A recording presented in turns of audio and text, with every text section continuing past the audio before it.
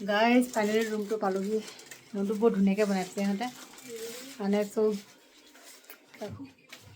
Light এটাই আছে বোলা।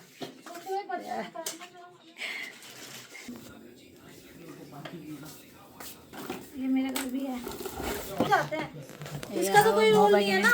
इसका तो कोई रोल नहीं है ना। इसका वो लस्सी वगैरह बनाने में लगता है। क्या बना रही है माँ? चाय पी लो, ठंड लग रही है। और देख लो क्या क्या बनाऊंगी अभी। नेहा क्या क्या बनाएगी बता रही हूँ। हम बनाएंगे बहुत कुछ। अभी तो हम चावल बना रहे हैं। गेट तो खोल दे। कितना डालूं?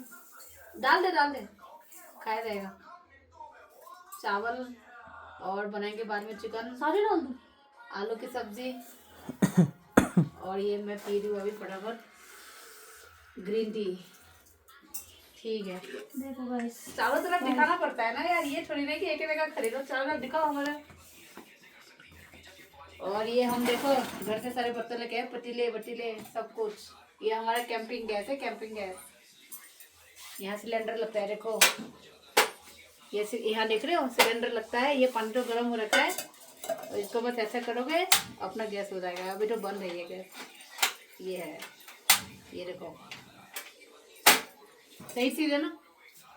बहुत बढ़िया। जो फोन काट दो।